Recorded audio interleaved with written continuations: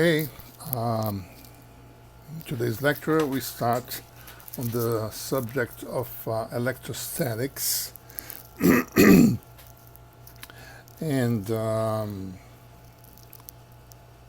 we are going to describe original experimental law, which is Coulomb's law, and all the consequences of this experimental law in the definition of an electric field, in the defining the properties of this field, and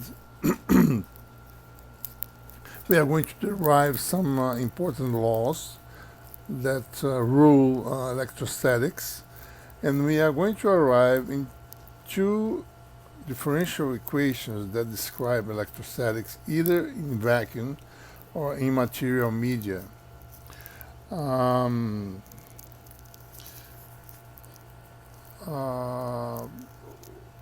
This is in fact, we call electrostatics because this is all the rules that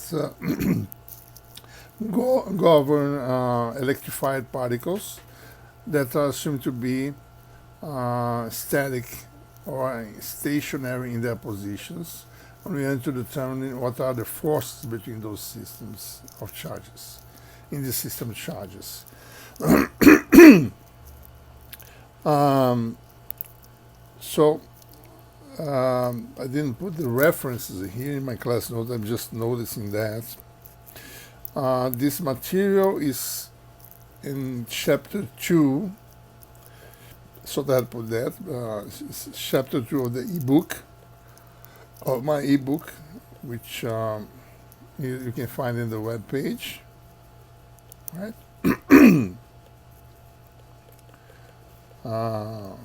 My ebook, and also in chapter 2 of Jackson.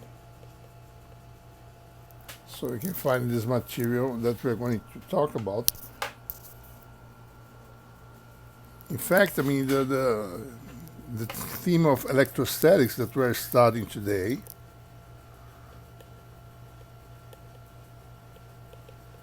we're going to start with Coulomb's law. I'm not talking about the outline of today's lecture, but the whole outline of the entire theme, electrostatics. Start with the experimental law, then we go to electric field, conceptualize electric field. Everything is for a stationary system of charges, with the charges assumed to be, in the fixed position. Then we start to define some properties of the E field. One of them is that it obeys Gauss's law. We're going to talk about electric potential, how to derive the electrostatic field from a scalar function, which is the potential function for the problem.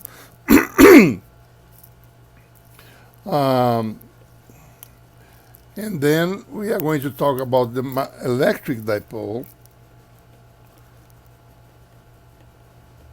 because everything here is related to phenomena that are observed in vacuum. We have a system of charges, just vacuum. Then we want to explore how to introduce material media into the problem. So we're going to talk about the electric dipole as a fundamental element of insulating materials. Then we're going to have electric dipole, then a set of electric dipoles. We're going to talk about polarization of matter. And then we're going to conclude with Maxwell's equations for electrostatics,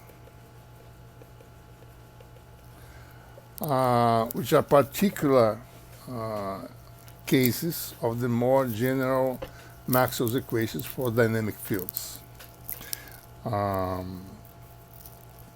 So that's our plan for today.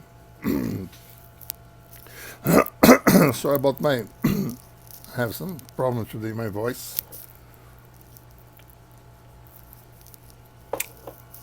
We're going to quickly describe the original experimental law that gives or originates the whole field of electrostatics, which is Coulomb's law. And then we're going to conceptualize electric field. We're going to talk about how to represent discrete charges using the well-known Dirac's delta function in 3D space. And then we're going to talk about Gauss's law and electric potential, how it comes out from the basic experimental Coulomb's law. Okay. You know that by the end of 17th century,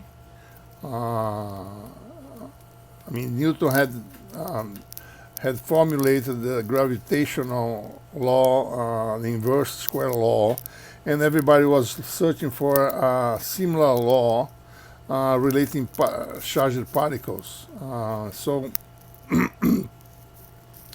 In the late 70s, 1785, Coulomb, which was an engineer with the army, with the French army, he devised a very precise device, a torsion balance, which could measure very small, forces between small point charges. He did that experiment. I'm going to just illustrate that with a video, just to show how is the torsion balance, how it was made approximately. But this result was so popular. In fact, it was an experimental law that was demonstrated before Newton's law of attraction was demonstrated experimentally by Cavendish. I think Coulomb did that experiment before Cavendish did the experiment to demonstrate Newton's law. So, so let me just show you. It was a very sophisticated device. In fact, people it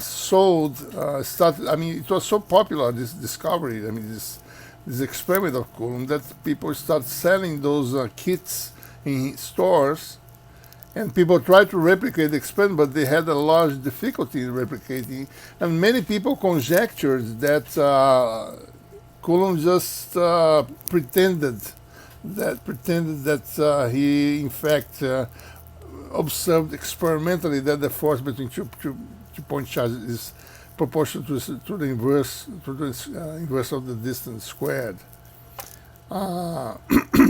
So it's nice to I'd like to invite you to take a look at this paper by Martinez. I'm going to just you can Google it, which is called Replication of Coulombs torsion balance. I think if you just put the title, this paper is from Martinez. I think I don't have the year right now here. Let me see, the year 2006. And let me just give the author's name. A. Martinez. Martinez. Very nice paper that talks about all the difficulty on reproducing Coulomb's experiment. And the conclusion of this author is that indeed Coulomb really made the experiment. He didn't invent the result just based on Newton's law, because you could just conjecture that the force between two charges was proportional to the inverse square of the distance. And just say, people just said, well, maybe Coulomb just guessed that law and said that he made the experiment, because no one was able to reproduce it. But according to this paper, indeed Coulomb did this experiment, and so that's something like this, right? Illustration of the balance. We have to be careful here because you have to protect against wind, right? So we have to enclose the thing on a glass campanola or something like that, to avoid that blowing out on the air, some wind coming from the window perhaps would disturb the experiment. So essentially is that. So that's the fundamental law, that the force between point charges mean charges that, bodies that have a dimension which are very small relative to the separation, okay? So the dimension of the body is small. It can be any form, okay? Other intuitive thing, if you when you are going to study capacitance, you well know that, for instance, for a planar capacitor, right? The capacitance goes with the area over separation between electrodes. And if you have a single sphere, let's say, if you have a single material of any shape, okay? Let's say this is a metal, and if you charge this material, it's going to acquire some charge, okay? If you increase the dimensions of the material linearly, okay, if you make a new material exactly equals the same one, of course you're not going to make a material that's irregular. You're going to make, for instance, a cylinder, a sphere, or something like that. If you make the dimensions proportional, because the capacitance gives the amount of charge, and the charge goes with the area over a typical dimension, it means that the charge on a body goes with the linear dimension, right? So if you increase the size of a body, if it's a metal, let's say you make twice, if you put both bodies on the same potential, we're talking about things that we're going to talk further, but if just talk about common sense of our previous knowledge of electricity, if you have two bodies of different sizes, which are proportional sizes, submitted to the same potential, they are going to acquire charges that are proportional to their relative dimensions, linear dimension. Why? Because of this relationship. Capacitance goes linearly with the dimension, okay? So that's the I can, for instance, do Coulomb experiment with different charges. I can pick a sphere, radius A, pick another one with radius 2A, and submit the two to the same potential V. So this is going to be twice as charged as that one. So I could make experiments with different amounts of charges, okay? So I could determine the experimental law not only as a function of distance, but as a function of the amount of charge in each body. So when we talk about point charges, we're talking about bodies that are small relative to their typical dimensions. So Coulomb's law is applicable for this situation. And Coulomb's law deals with charges. Charges are different from mass, classical mass. Mass has only one sign, charges have two different signs, right? So you have, there are some facts that are known in nature by that time. It were known. Charges, you have two types. Same type repel each other, right? But there are two types. and distinct types attract each other. Also, a charge is quantized. The minimum charge is the charge of an electron. We are going to talk about international system of units. If you want to know more about the different systems, you can Google, go to the Sistema Internacional, international system of units. You can find what are the definitions. But charges in Coulomb, okay. There's also the charge conservation principle, or the principle of conservation of charge. I can also label, and in fact I'm labeling in this course, principle of conservation of charge, that states that the total charge in a system, in an isolated system, is conserved. And this is very important. I mean, by an isolated system, we are allowing the system to to let radiation enter or comes out or coming out. Okay. The system doesn't have to be isolated for electromagnetic radiation. If you have a gas, for instance, radiation can ionize the gas, can separate charges, but the charges, the total charge in that molecule, for instance, was 0 before, it's going to be 0 afterwards. So we are talking about isolated system against the flux of matter in and out, but the system can let radiation comes in or out or go out. Okay. So the total, I mean, there's a very important equation. We are going to a very important principle, the PCC, which are going to make a differential equation representing that system right after we have our quantities defined, right? We have to define the quantities. Other properties that protons and electrons have the same charge, magnitude, and the electron has traditionally received the negative sign convention that has a negative charge. So Coulomb, doing this experiment, very precise experiment, established that the force between two point charges, Q1 and Q2, is proportional to the magnitudes of the charges, is directed along the line that separates the charges. Okay, it's going to be attractive if the charges have different signs. It's going to be repulsive if they have the same charge, right?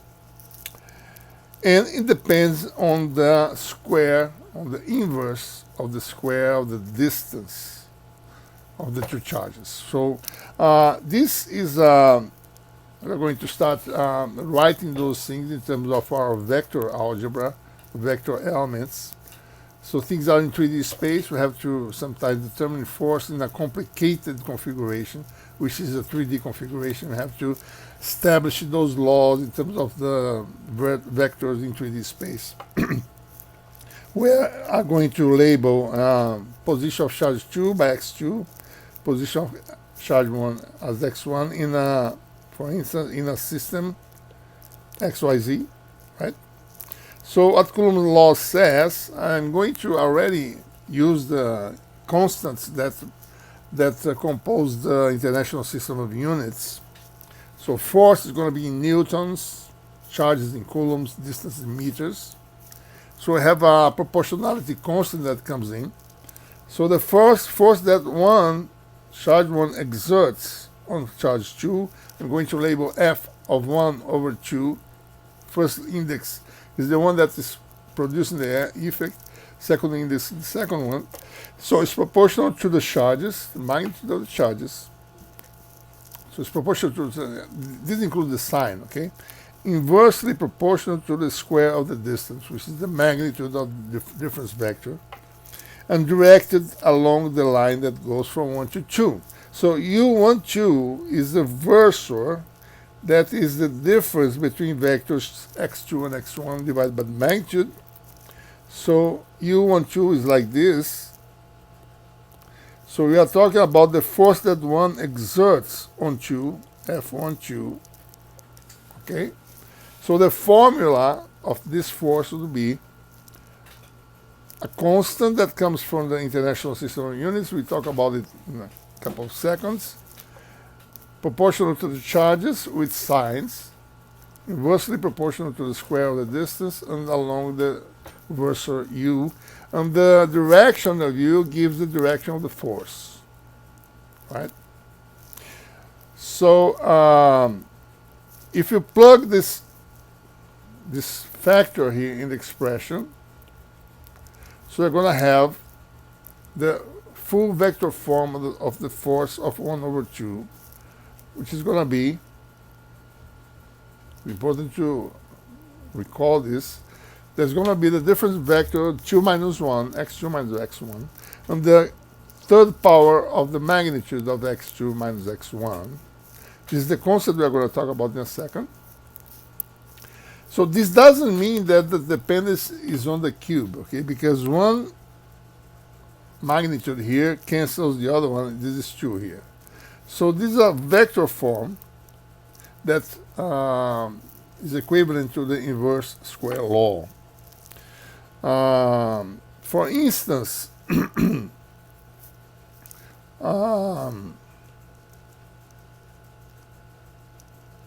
me just erase this in here to play a little bit more here.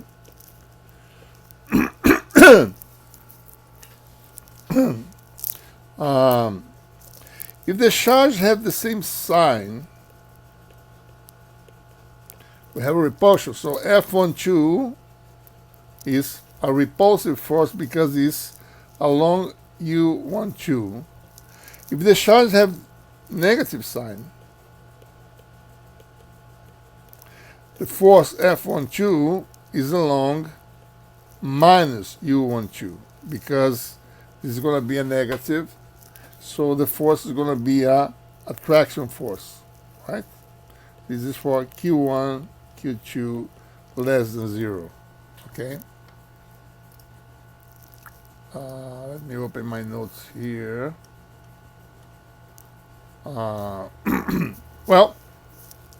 in defining the International System of Units, this constant that appears in front of Coulomb's law is a constant. In CGS units, that constant, let me just write here again, F12 equals to a constant. Okay, let's put the constant here. I'm not going to use this parameter card, just temporarily. That's the law.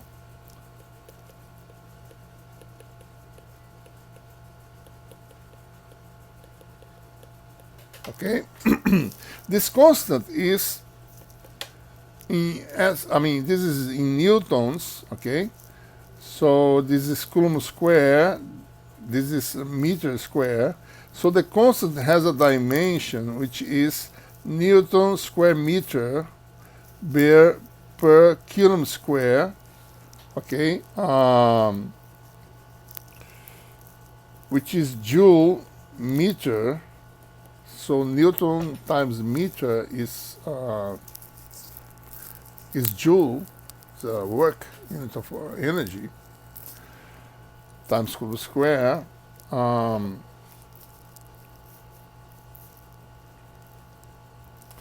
And this is approximately 9 times 10 to the 9. K equals 9 times 10 to the 9 joules times meter divided by Coulomb square.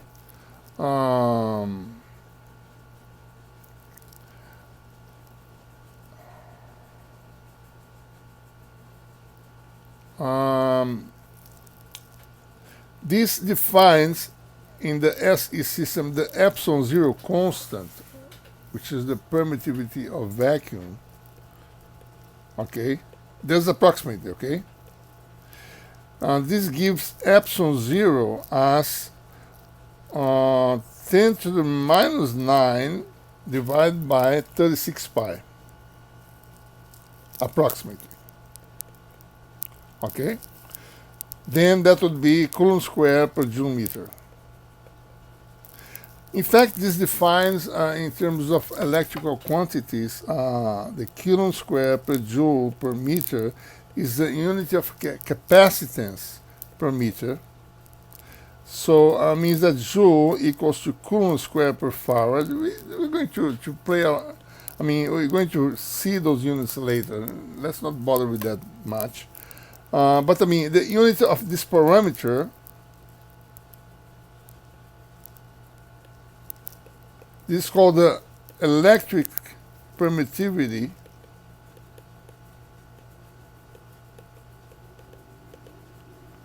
In vacuum. And if you calculate the exact value of that, the exact value, the fractional value of that is 8.854 times 10 to the minus 12 farad per meter. that gives, in fact, right, 1 over 4 pi epsilon 0 approximately 9 times 10 to the 9 units, SI units, okay? So that's the vacuum permittivity. We are going to, permittivity is a very important parameter. We are going to define the permittivity of a material medium later, okay? But right now we are in vacuum, everything is in vacuum. We're talking about the force of 2-point charge in vacuum. Put those two charges inside of water, for instance, insulating water. The force will change, then we are going to have a formulation to calculate that too. So some material parameters has to come in for us to do this new, this new modeling. So this is, the unit of epsilon 0, vacuum permittivity, and these are the things that we just spoke, right? Follow the definition and the value of these constants. Well, another important consequence of electric forces, Coulomb forces, is that they obey the principle of superposition, okay? What is that? I mean, if I have a set of n charges, let's call that, let's label that by variable xi, the location. The ith charge is placed at xi, and you have a test charge outside of the system, which is located at x. Then I can calculate the force of each point charge on that test charge. And then I can sum all the forces. And the resulting force is the superposition of force. That's a very simple principle. There's another property that I didn't mention, that Coulomb's law obey the principle of action and reaction, Newton's action and reaction law. Okay, that's kind of obvious. So I can calculate here. If I calculate F21, right? I'm going to change U to U21. So instead of making x1 minus x2, I use the same expression. Instead of using x2 minus x1 divided by the magnitude, I just reverse the indices. So now F21 is going to follow the direction of U21.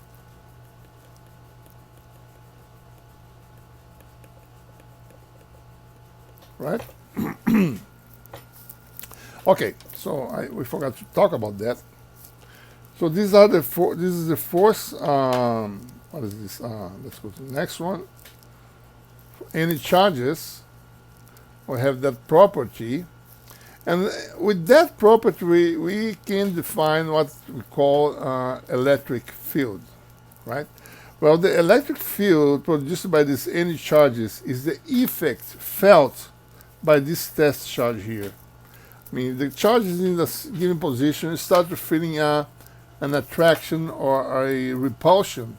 So there's some field of influence in that region. The field is being produced, in this case, by the set of n charges, right? So the field produced by the set of n charges is independent of the existence of the charge. I mean, that charge is just used to measure the strength of this field. Okay, so we can define an electric field, which is something that is just due to the charge system. Okay, just represents the influence of the charge system that is standing there. Right, it doesn't depend on the test charge, and in fact it represents, if I place a test charge in a field of force, this test charge is going to follow the approximate direction of the field vector in that point. That's what it is. So the initial trajectory of a point charge on an E field is going to show you where is the field pointing to. Okay? So, for instance, let me just make an example here.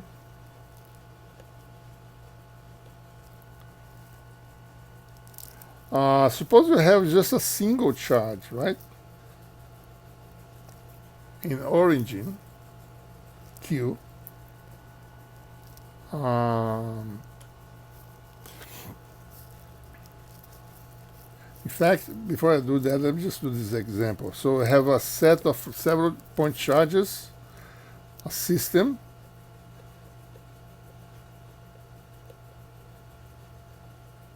and I place a test charge here, very small, that doesn't distort the electric effect that's already present. Let me just put this down here. So this charge is going to feel a force. Let's say this is a positive test charge. So I put a positive test charge to determine exactly how this field behaves. So it means that if the field is pushing away the charge, it means that the set of charges has predominantly a positive charge, right? That's intuitively. Sometimes charges of the same sign can attract each other. I'm going to tell you how. When we get to the image method, we're going to talk about that, okay? But right now, I mean, intuitively, it's conceivable that a set of charges with a given sign is going to repel one test charge with the same sign. So we put a test charge of positive 1. If the system is predominantly negative in sign, it's going to pull the charge, right, to this direction here. So that's going to tell, I mean, if I put a positive charge, that's going to tell me what's the nature of this system here. So I measure the force over this charge, okay? The force is going to be this vector sum of all those individual forces I just told you. And by definition, the field is the ratio between the measured force per unit of charge. In this case, test charge, right? That's the definition of the electric field.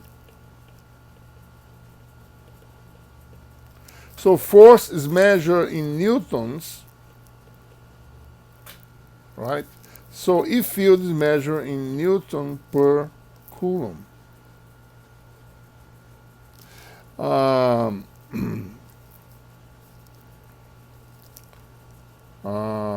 This is also the unit of volt per meter, okay?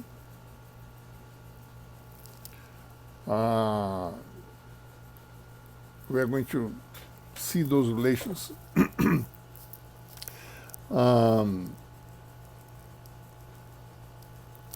coming out in this next lecture, probably in this lecture here, okay? So let's define the SE system of volt, which is something that we can measure in the lab, right? The tension in a circuit, voltage drop in a capacitor or in a resistor. So E field is measured as volt per meter. So if you have just a single point charge, okay, let's put that in the origin. At a distance r, let's say that the versor, the radial versor is AR. This is a charge Q, right? If I put a test charge here, positive test charge, so it's going to feel a field which is given by the force. I'm going to drop the indices, which is Q, QT, AR, A sub R, 4 pi epsilon 0 R square. That's what we get if you put, that's what is obtained if you make x1 equals 0, x2 equals to RAR, right? So if I divide F by the test charge, you get the E field. In this case, it's something that's K over 4 pi epsilon 0 R square AR. That's the E field. Okay. So what does it mean, right? In every point in space, if I pick a, let's say that Q is positive, and in any point in space around Q, if I place a test charge, it's going to be accelerated along this direction, right? If I put here, the charge is going to be accelerated along this direction. If I put there, it's going to be accelerated in that direction. So I can picture this field of force as having some radial lines coming out of the charge. What are those lines? Well, those are trajectories that test charge would have if this test charge is placed in this field. It's going to go along the line. So these are called field lines. I'm sure you people already know this concept. I'm just reviewing them. Okay, I'm reviewing them to reinforce some important points in this concept. This is the case if the Q, the charge is positive. If the charge was negative, right? Let's make it negative. And if I place a positive test charge, my test charge is always positive. If I place a positive test charge, in this case now, for a negative charge, the test charge would go toward the producing field, right? The charge that produces the field would be like this. So the orientation of this field line would be inward, like this. So one single charge, we have field lines that are linear lines, that are simple to draw, right? And this is the case when the charge is positive. We have orientation of the field lines is outward. On the other hand, if I have a negative charge, we have similar field lines, which are linear lines, right? Single lines, radial lines that converge toward that point where the charge is. So you start to see, right, to picture, and the E field does have this property, right? If I put a charge in space, there's a source of lines. If the charge is positive, there's going to be a sink if the charges are negative. So we have some properties of the E field that we are just defining. Properties that are related to sources and sinks of lines. Of course, if you go to more complicated systems, you put more than one charge, field lines are going to be a little different. I mean, they're going to be curved now, right? This is there are two examples here. Have two lines of the same sign.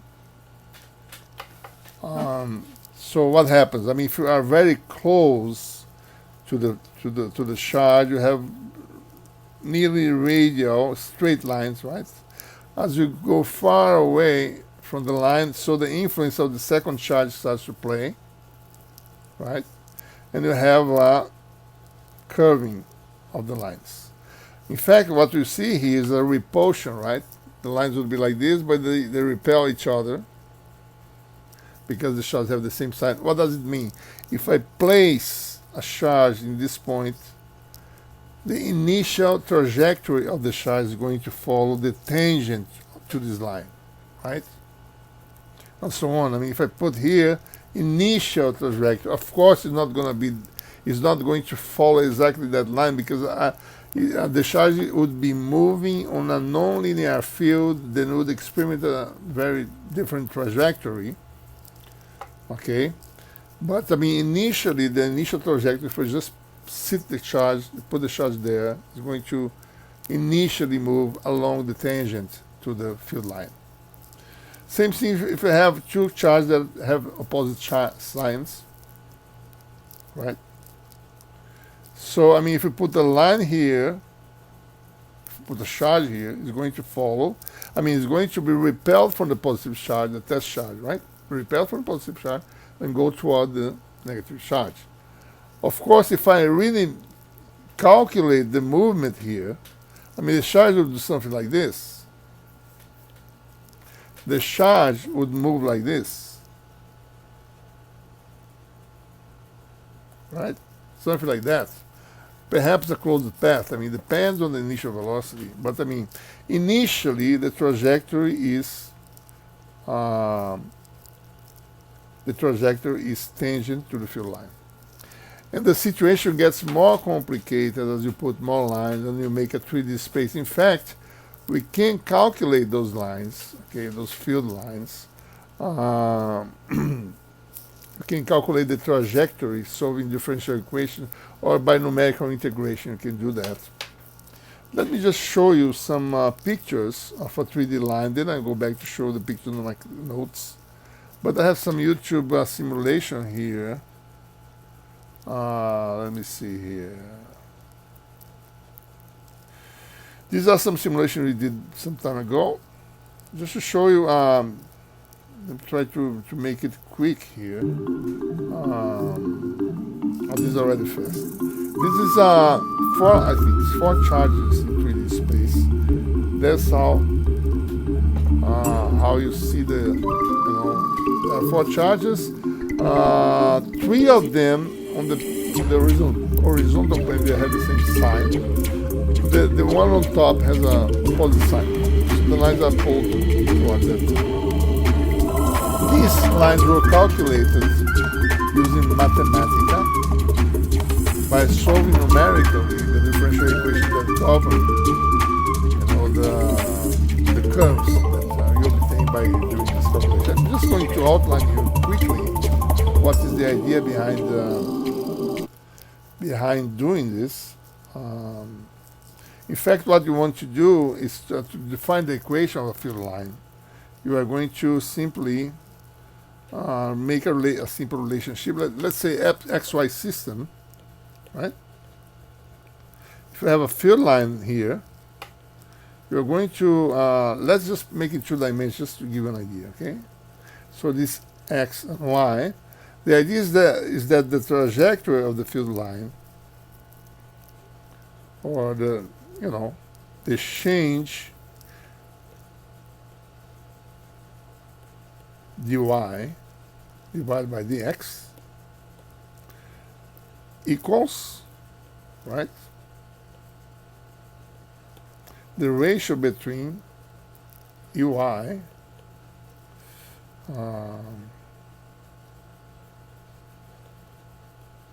ex and 1 ui. So the equation of the field line is something like this. I mean, the angle is the same, dy dx equals to ui over ex. That's the equation for the field line. That's how you calculate it. So dy dx equals to ui over ex. Recall that ui is in 2 dimensions, okay? It's a function of x and y, and x also is a function of x and y. So we have, in fact, a differential equation. And you can integrate this equation, assuming that you start your field line at point x0, y0. Okay, you can then, integrate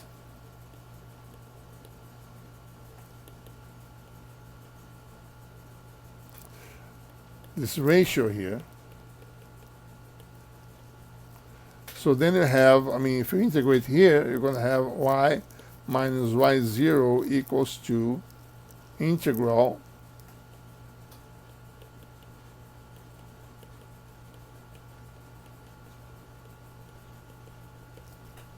dx, right?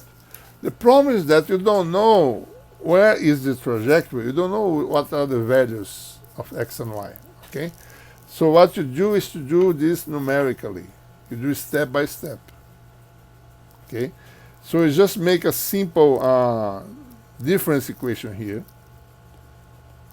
Delta y divided by delta x equals to ey over ex, right? Then you have y, let's say that the initial value is y0, the next value, y1 minus y0 divided by x1 minus x0 equals to ey of the previous point, which is x0,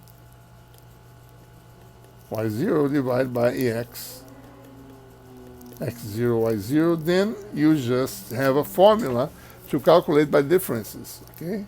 y1 equals to y0. You can fix this value here, but you can call this delta x plus delta x ui at the previous point divided by ex at the previous point. So by doing this, you can calculate point by point. So you go to y2 equals to y1 plus delta x, previous value of the ratio. Then you go on and calculate. So that's how you do those things. You can make that in 3D space or in 2D space, right? So these are just some illustrations of some of the things that we showed in the video. These for two charges of opposite signs in 3D space. This one here. Have four charges all of the same sign in this example here.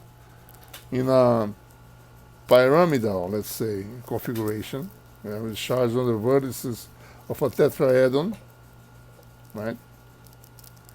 And have also the other situation in which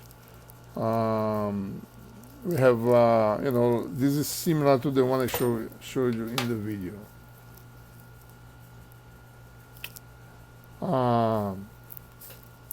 Okay. Well, in large bodies that with electric charges, I mean, there's so much charge that you can assume that you have a continuous distribution of charge in the body. Okay, so what you do is to assume that you have a body of volume V, total charge Q. You pick a volume element dV prime, located x prime. So from now on, the prime variable in space is always going to be a variable vector in which is part of an integral, for instance. You're going to integrate that variable, in fact. The prime is something that changed, and the position where you observe the effect is a position x, okay? You can enclose, you know, a large number of charges in a very small differential volume. For instance, in a solid, right? Separation of ions in a solid is on the order of 3 angstroms. Okay, so if you pick, you know, let's say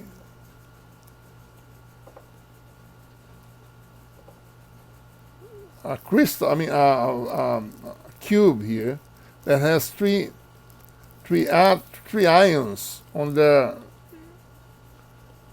corners, you're going to have here 10 angstroms by 10 angstroms, and you already have a lot of, let's say that you have here 3 times 3, you have about 27 ions, okay? If you double that, it's going to be 2 to the 8th times larger.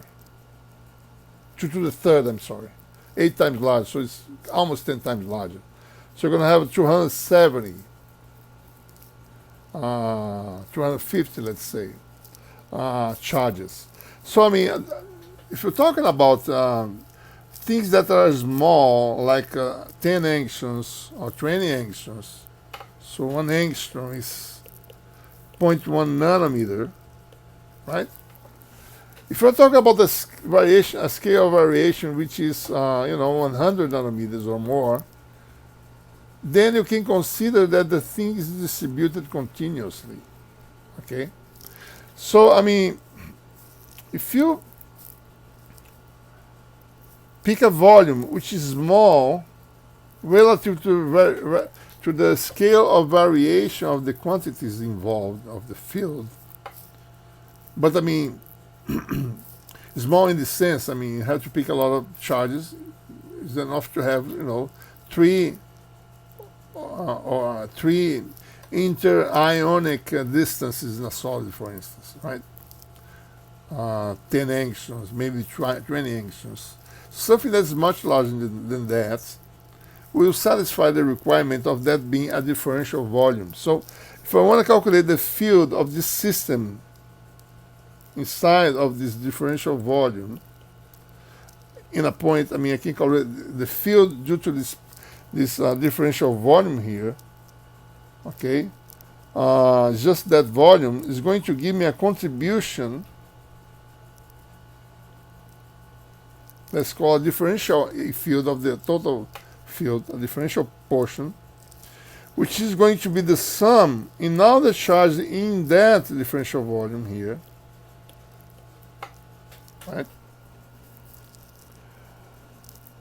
So x is the position where you calculate the field, x prime minus the centroid of the volume, yi x prime plus yi with the internal vector. That's the vector that defines the position for the ith charge. So I can sum all of that. I mean, if the yi is small relative to x, or xi, x prime, so if you do the calculation, you're going to see that, in fact, what happens here, you can assume that all the charges are in the center, x prime. So you calculate the total charge, let's call it dq, okay? So the contribution of this differential volume is simply approximately, right? As long as the differential volume, the total charge in that differential volume, which I'm going to call it dq, x prime is the center of the volume, the centroid of the volume. And we can always define, I mean, can say that the charge is continuously distributed with a density rho. So the amount of charge in the volume can be mapped. You know, given the volume, you determine the charge by mapping using a density function. Okay? So when you do that, you define a charge density, which is, you know, in SI units is Coulomb per square meter. It's the ratio between the Q and the V prime. So you can now parameterize your calculation in terms of the volume now. Okay, that's the Q. Contribution of the differential volume is dE. So it's dQ, difference vector, difference magnitude cubed, and the constant in vacuum. So now you can determine the field of a body of volume V in which the total charge is Q, knowing the density rho. Okay? Simply make the sum. The sum is the integral. That's the formula for the E field of a set of charges. Okay? That's what you get. So using this integral formula, whatever is the distribution of charges you have, you can calculate the E field. Why is the field important? Because if I know the E field, I can calculate forces. If I map the E field of a charge distribution, I can, place another electrized body nearby and calculate the force. Okay. Well, there are some special cases in which the charge occupies a real 3D region, space charge, volume. You're going to have that expression just derived. In the approximation that the charge is almost occupied a two-dimensional region, a surface, then we talk about surface charge density, ρS. The total charge in an area the sigma prime is rho s, the sigma prime. Then just change the dq, assumes that that formula have a surface integral now to determine the field, okay? And also if you have a filament or have a line, right? You can talk about the charge that is occupied, the charge that fills a length dl prime. If you talk about the density, linear density, rho L, okay? Then your dq is rho L dl. So here is Coulomb per meter, the density. Here is Coulomb per square meter, okay? That's what you have. So these are special cases of calculating E fields of 3D distributions, surface distributions, volumetric distributions, surface distributions, or linear distributions of charges.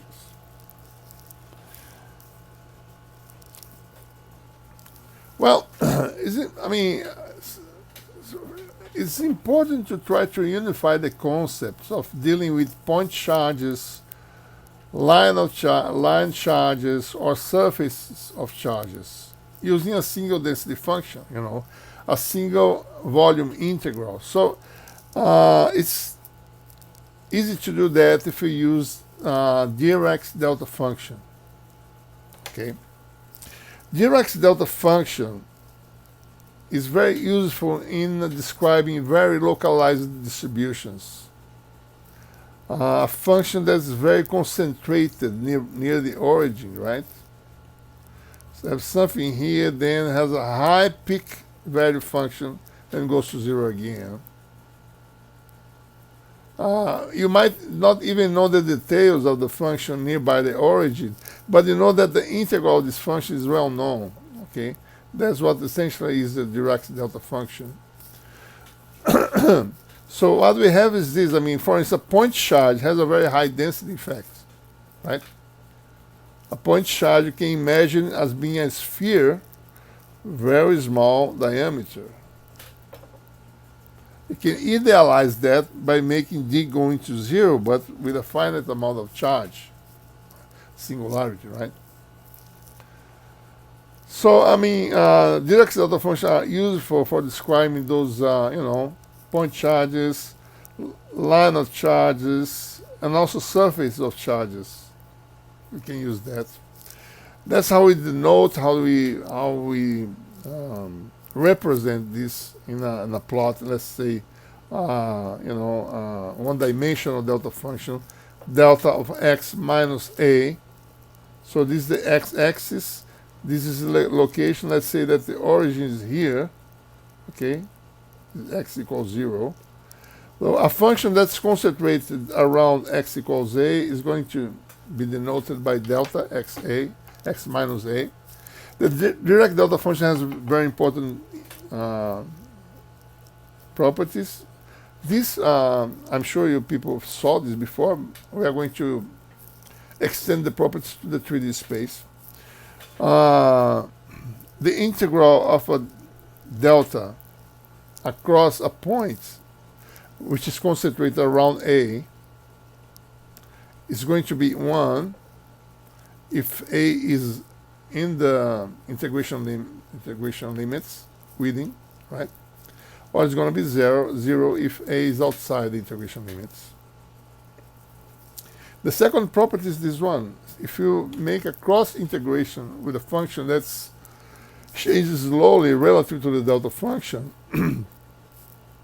this is the same as picking f(x), putting outside, and the delta function is at a, so it's just fa integral delta x equals to be 1 or 0. So this is going to be f of a if a is in the interval, integration interval, or not, or 0 if a is outside, okay? There are other properties that you are going to demonstrate in the homework that I passed to you, which is delta of a function of x if the function has several roots, let's say n roots. So xi is the ith root of f. So you can always write delta of f x having several roots as that combination, right? Sum of delta, traditional delta, concentrated around xi, and a scale factor down here, which is the magnitude of the derivative at xi. Okay. Well, before I go to the 3D space, let's take a look in terms of dimension, right?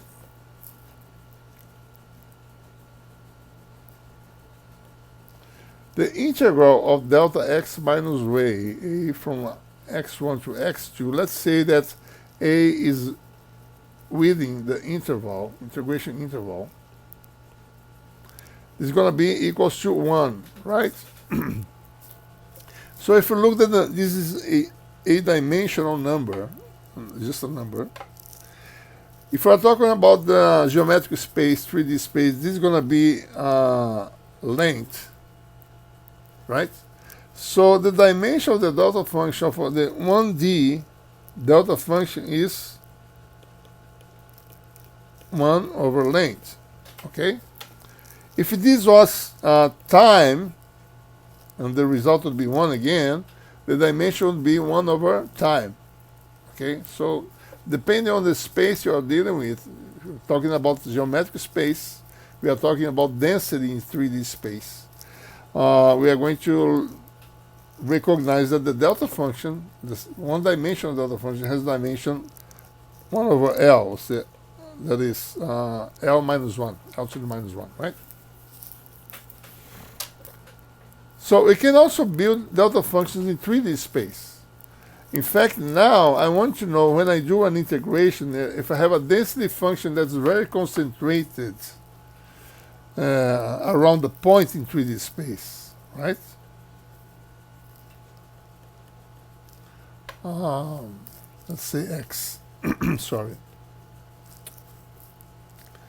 So let's say that we have a density function that's very concentrated at point x, such as the density associated with a point charge, right? So if I make a volume integral outside that doesn't include the position of the singularity, let's say, so the integral is 0. If I make a volume integral that encloses the point x, the integral is not 0. So if I have a 3D space, I mean, you have a point here,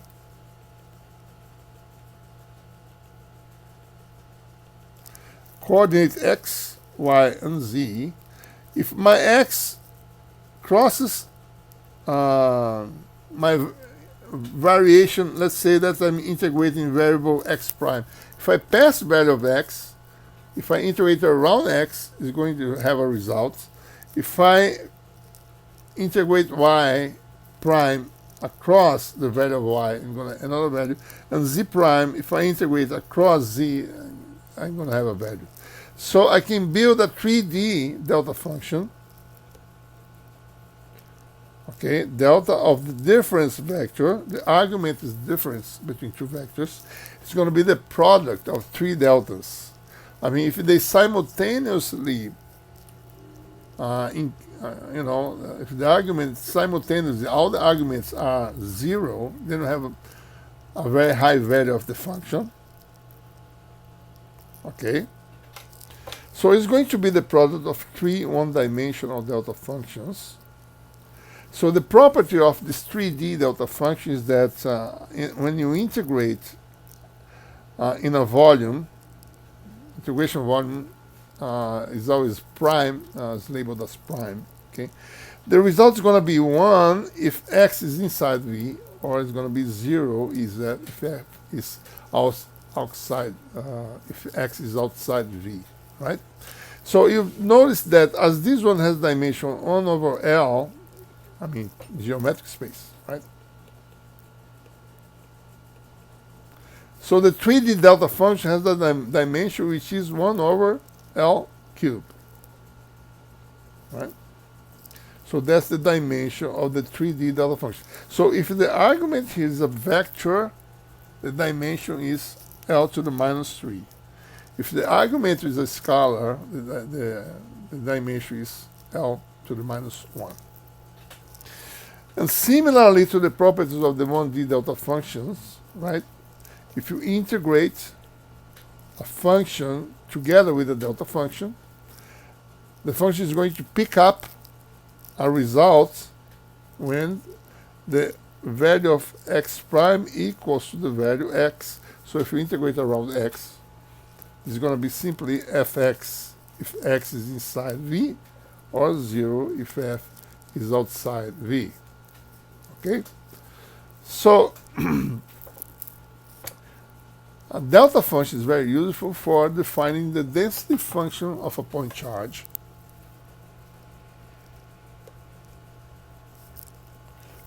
If I define this density function as simply q times delta 3d, so the dimension of this density is going to be coulombs per cube meter, right? Because this is L minus 3, this is Coulomb, right? So let's see if that's true. I mean, if the density function of a point charge located at x0 is given by this expression, well, let's integrate in the volume, whatever volume you choose. If x0 is inside the integration volume, the result is the charge, point charge. If x0 is outside, you have 0. Okay? So by doing this, I can always calculate the field of set of point charges using the volume integration. Recall that if I have a distribution with a density rho, okay, occupying a volume V, the E field at point X equals dV prime rho X prime divided by X minus X prime 4 pi epsilon 0 X minus X prime cubed, right? Let's assume that we want to calculate the E field of a point charge at point X. The point charge is located at x0. So first thing we have to do is to define the density. If I have a charge here, the density is Q, delta function of x prime minus x0, right? So I now plug this into the integral. Let's say this is an integration variable. This is a fixed vector, okay? And x is another fixed value in space. So this is variable fixed and x0 fixed, right? So calculating it is going to be Ex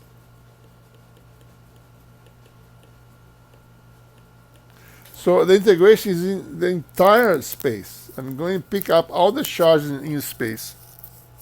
So my integration volume is the whole space. So this Q delta x prime minus x0, x minus x prime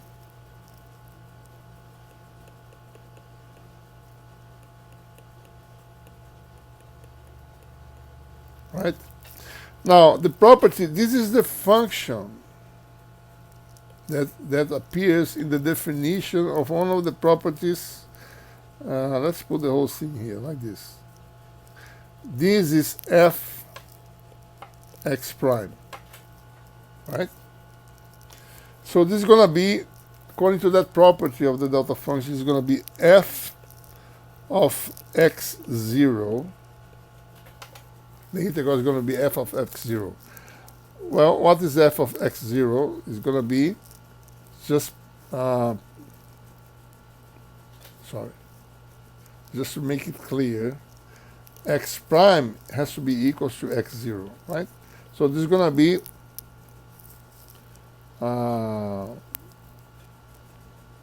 x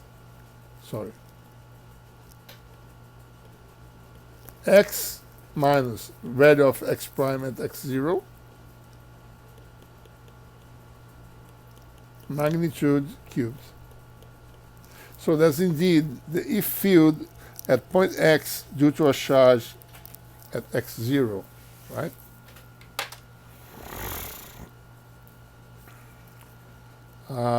if you have, for instance, as shown in this class notes, if we have a set of point charges, right? What's the density? Well, the point charges are located at xi, and the charge is qi. So let's say you have n such charges. So it's very easy to demonstrate that the density, they are not one charge on top of the other, they are in different positions. So because the delta function is so concentrated, if you have two singularities that are separated, this is going to be something like this. So the density of at one point is very high, but when you leave that past that point, this is zero. So there's no interference between those two functions. So indeed, you can say that the density function now is like this, and you can calculate it. You can calculate it. I mean, if x different xi, density is 0. If you pick the entire volume, the total charge is the integral of this thing here, right? Which is going to be, I mean, all the xi's is inside the volume. The volume is all the space. It's going to be sum the total charge, right? Which is shown here. Let's make another example. Line of charge. Let's make a straight line of charge using the delta function, and let's be careful on how to calculate delta function in different systems, right? It's easy to determine the delta function in XYZ system, but it's not that simple in other systems. You have to be careful. Okay. For instance, in the XYZ system, the volume element is dx dy dz, right? So delta of x minus x prime in this system equals to delta x minus x prime, y minus y prime, z minus z prime. Okay?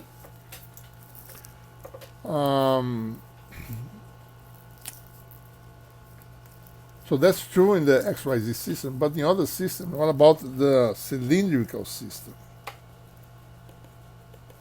Well, in cylindrical system, the volume is, let's call dv prime, right? The x prime, dy prime, dz prime. Integration variable is x prime, y prime, z prime. In the cylindrical system, the volume is dr prime, dr prime, d phi prime, dz prime. So the delta has to be in such a way that if I integrate, if I pick the point where the singularity is, if I make integral of delta,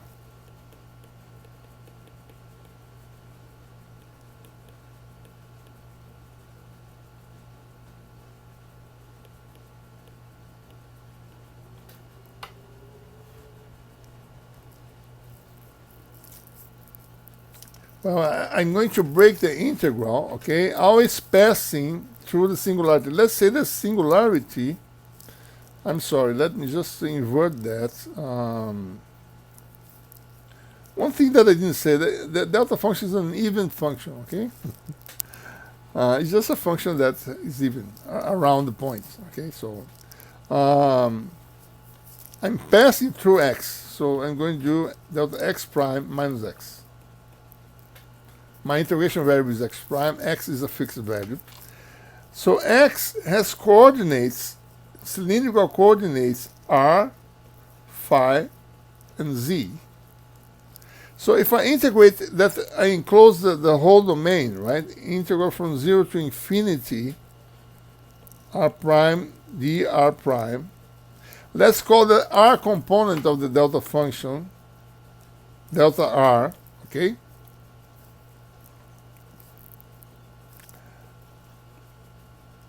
From 0 to 2 pi.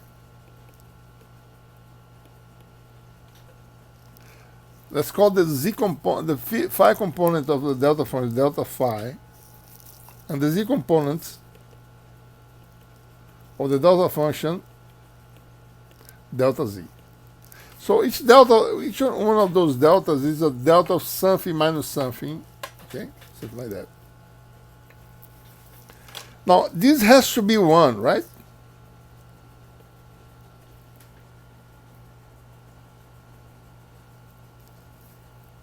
This also has to be 1, and this has to be 1. Of course, this one is delta of z prime minus z. This is delta of phi prime minus phi. This is delta of r prime minus r, but you have to divide by r prime, because you have to cancel this thing here. Okay? So the 3D, delta r, in fact, is 1 over r prime delta r prime minus r. Delta phi is delta phi prime minus phi. And delta z is delta z minus z prime. So the 3D delta function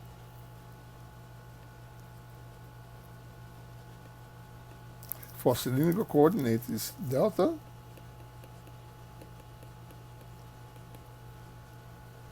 one over r prime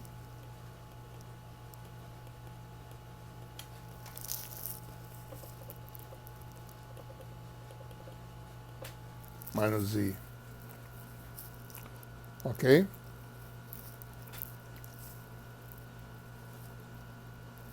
So that's how it is. In fact, there's a way to determine, this has to do with the arguments of the delta function, some of the properties. I think there's a problem I passed in the homework, and using the result of that problem, you can demonstrate this type of thing in general for any system. Okay, how you do that. In spherical coordinates, you can guess, right? Delta, well, just by inspection, right? X minus x is equals to 1 over r square, prime square, sine theta prime, right? Delta of r prime minus r, theta prime minus theta, phi prime minus phi, right? Why is that? Because dv prime is equals to r prime square sine theta prime d theta prime d phi prime. When I do it, the volume integral is going to be 1 if you have x inside of the volume. Okay? So that's the 3D expression for the delta function in spherical coordinates. Let's make an example of using delta function now that we know how to express delta function in different systems for some situation here. For instance, if you have now a linear line charge, straight line charge, right? Now I have a singularity only when r becomes very small, right? I don't have singularity along the z direction, and I don't have any problem around phi, but I have a singularity when r becomes small. So in this example here, I want to represent the density as a 3D density. The line charge, straight line charge, has a charge dq, which is spread uniformly over the straight line. the amount of charge dq for a length z. So this density lambda is constant, Coulomb per meter, right? So how would we write a density a volume density for this line of charge, right? So the density is 0 outside the z-axis. The integral of the density, if you pick two heights, z1 and z2, if you integrate from z1 from z2, and if you integrate around, around a cylinder, right, you have to have the total quantity, which is the density times the length. So when you do that, this part here is equals to z2 minus z1, so you cancel this with that, right? This is 2 pi, and then we have this 2 pi on the denominator and r prime that I just showed you in the previous demonstration. So the density in this case is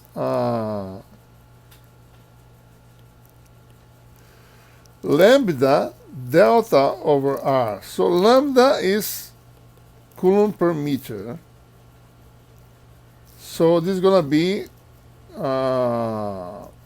delta is 1 over meter, and r is meter, so this density is in Coulomb per cube meter. So the density can be written in this form, right? So here's the balance of the unit system. Then you can calculate. You can calculate now using this expression, right? The E field anywhere for the line charge equals to integral everywhere, right, of dv prime rho x prime x minus x prime 4 pi epsilon 0 x minus x prime. Let's see in practice how that is calculated. Rho x prime equals to 1 over 2 pi r prime. So the singularity is that r equals 0. So delta r prime, also lambda I forgot, right?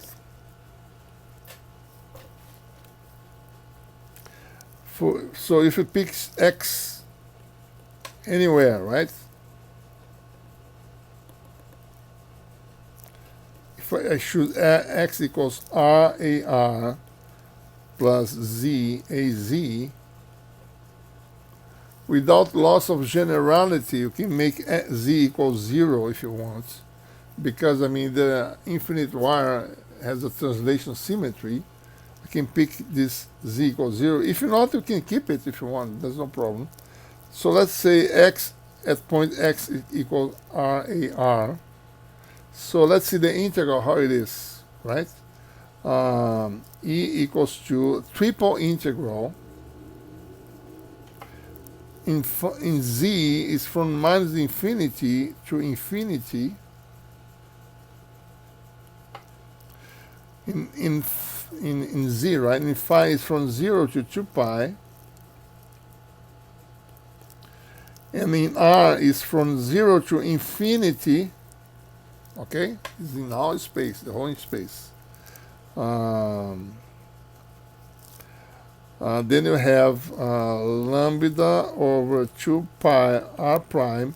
Then you have the volume element part, which is r prime, dr prime. Then we have x, which is RAR.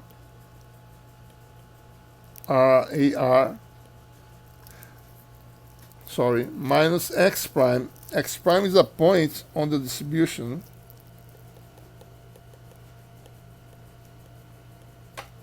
Z prime AZ. So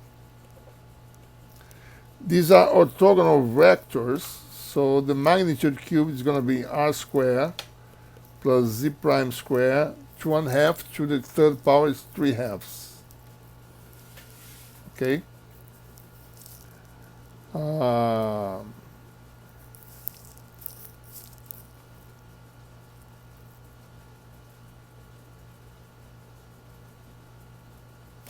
There's a mistake here.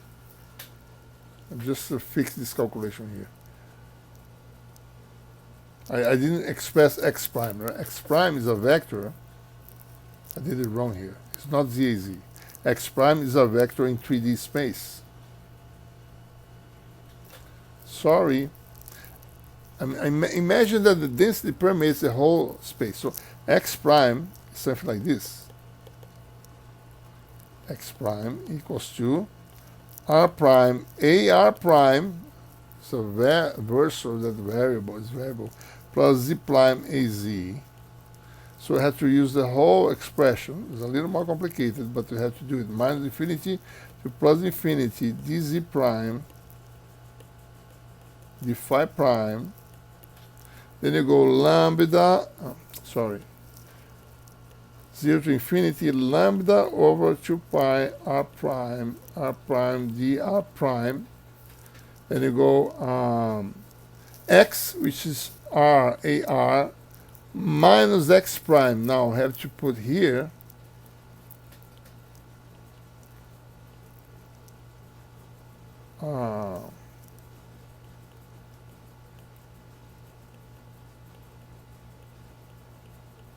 right, divided by magnitude of this vector here. I'm going to just write like this: RAR minus R prime AR prime, prime here, plus Z prime AZ. AZ is fixed. R prime changes, so the versor changes. Magnitude, let's to the third power. Now I forgot something important, delta of r prime minus 0, right? Delta r prime. So what happens here? If I make the r integral, let's make the r integral. You cancel this, right? This thing is going to be 2 pi, so I can cancel this with this. And the delta function integral that involves the delta function is going to pick up r prime equals 0. When you do the integration here, you just put, there's a 4 pi epsilon 0 I forgot here, right? So you're going to have something like this. E equals to lambda over 4 pi epsilon 0. Then recall, this is going to be r, this is going to be 0. Okay, so I have this and this only. This is going to be 0 because of the delta function. So it's going to be integral from from minus infinity to infinity. Then I have the r integral was already carried out. Then you have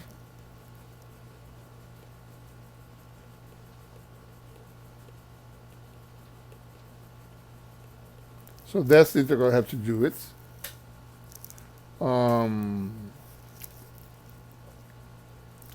Divided by, now in this case, now this thing is out, so I have orthogonal vectors, r squared plus z prime squared to 3/2.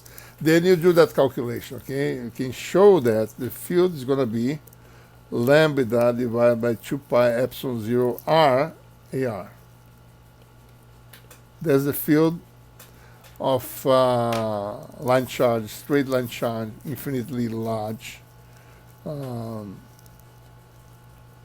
So if you look from top,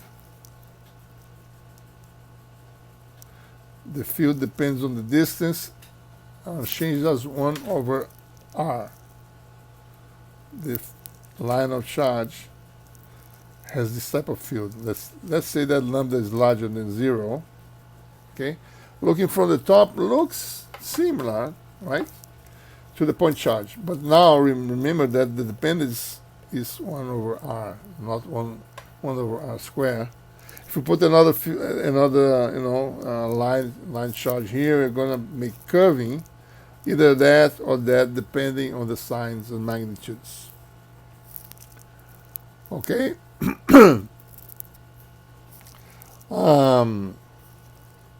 Let's keep on. Now, next topic we're going to talk, following our sequence here. We are going to talk about two additional topics: Gauss's law and electric potential. Just see here how much more we have. I have about half an hour to go, I think. I'm going to go a little faster. I have a lot of things to go. I have about, yeah. Let's see how we do it.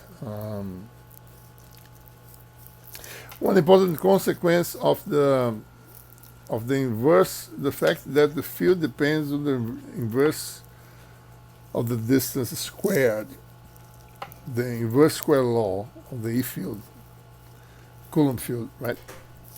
And the fact that the field is a central field. I mean, the field is always radial from a point charge. There's a second property.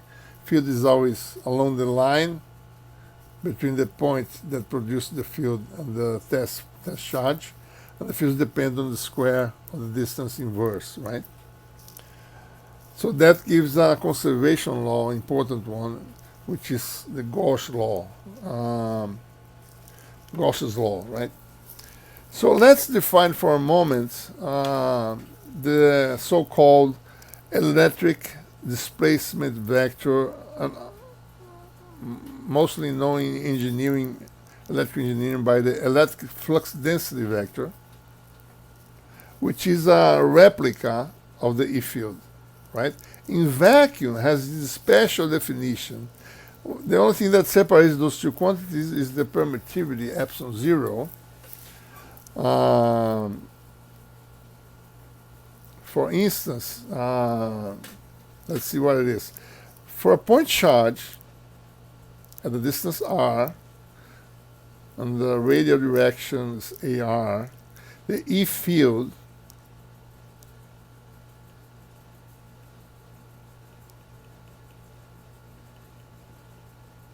volts per meter, right? Q over 4 pi epsilon 0 square, r squared. Well, in vacuum, D equals epsilon 0 E is a definition. So D is simply Q over 4 pi r squared AR. So it's the unit of this vector is coulombs per square meter. Just like surface density of charge, right?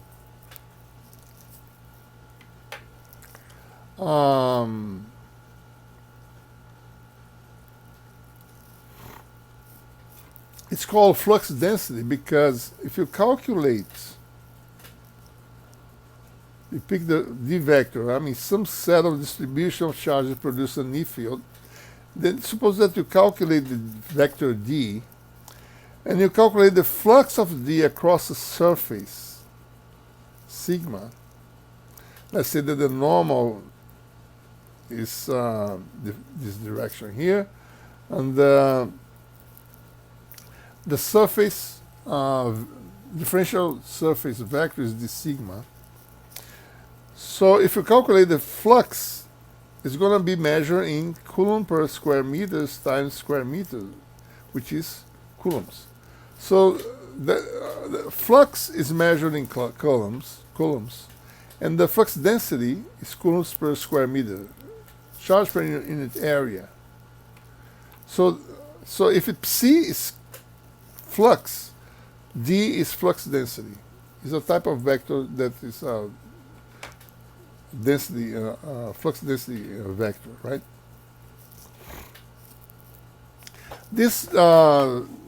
this vector has an important property. The flux we can calculate for any system of charges, the total outward flux, the net flux outward a surface through a closed surface sigma.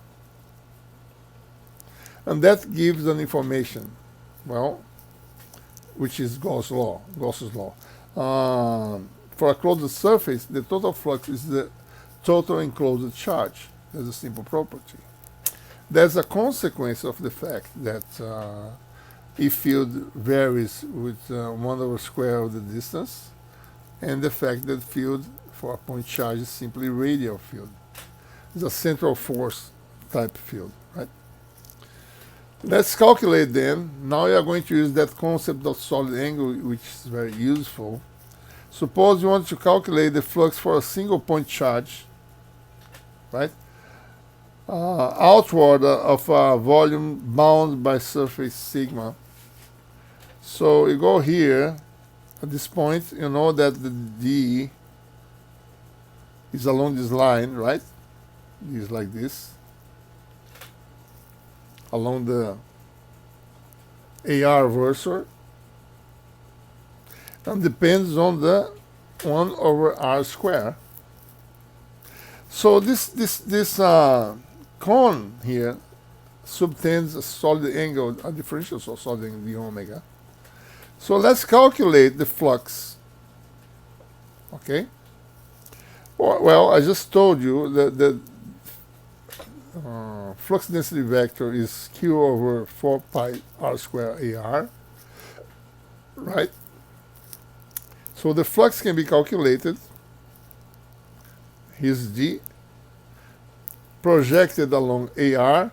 That gives me the radial component of the differential area vector, the sigma r. And we know from our previous study that this is square of r times differential of solid angle, right?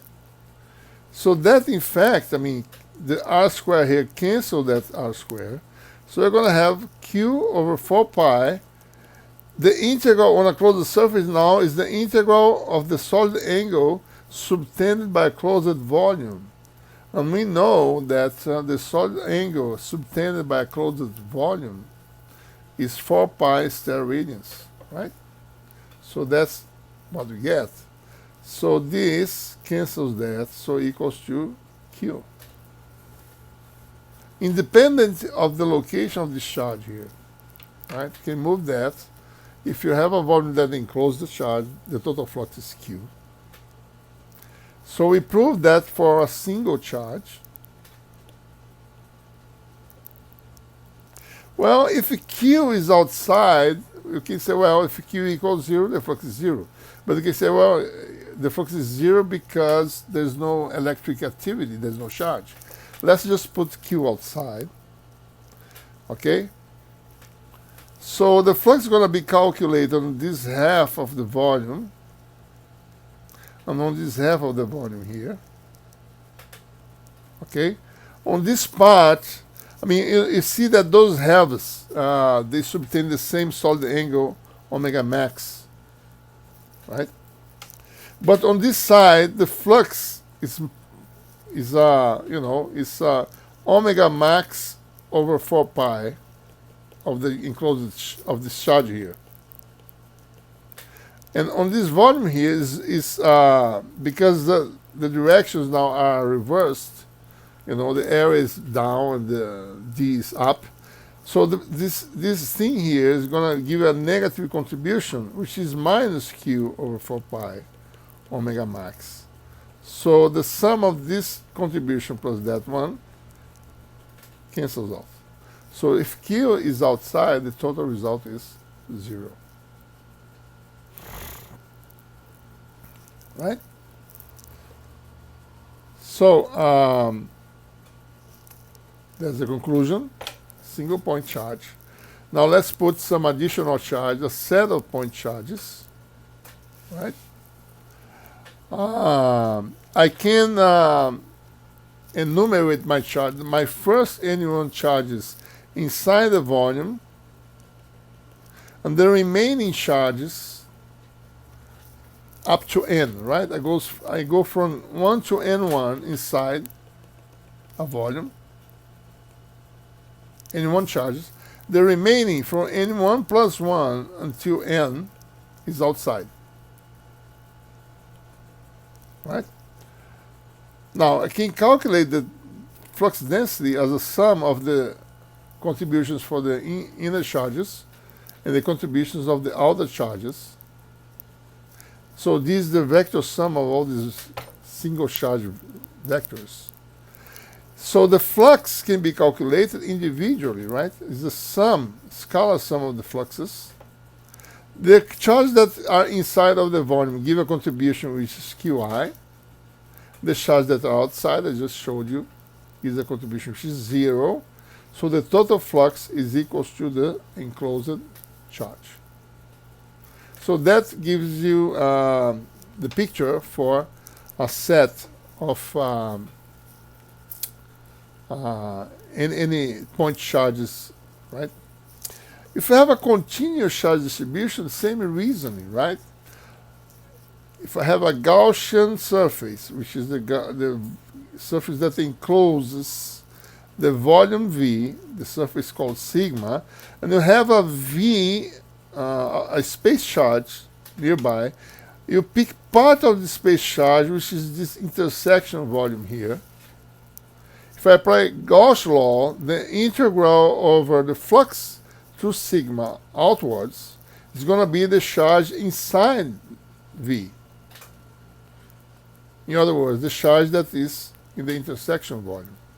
So if you make that calculation, the result is only the enclosed charge. Okay? So Gauss law, when written this way, the volume integral related to the surface integral, don't forget that always the surface is the surface that encloses the integration volume V. In parts of this volume, there is no contribution. Effectively, the only contribution that you have is on the intersection volume. But in the defining relation, integral relation, sigma is a surface that encloses V. Okay, never forget that. So in the same way, you can do for surfaces of charges, right? There's the Gaussian surface. So the surface is partially surrounded by this surface here. So I have intersection volume. So in practice, when you do the volume integration, it's going to result in the integral over the intersection surface inside the volume. So the flux equals to the enclosed charge, that portion of the surface that is inside of the volume, right? The same thing for a charged line, right? Charged line. We can just correct here like this. Let's do that. Charged line, like so. I mean, in practice, you make a volume integration around the whole volume limited by the Gaussian surface. And then, in practice, the result is the integration on the line segment C intersection, as shown in this equation here. Okay? Clear? So in summary, that's Gauss's law, right? Very important.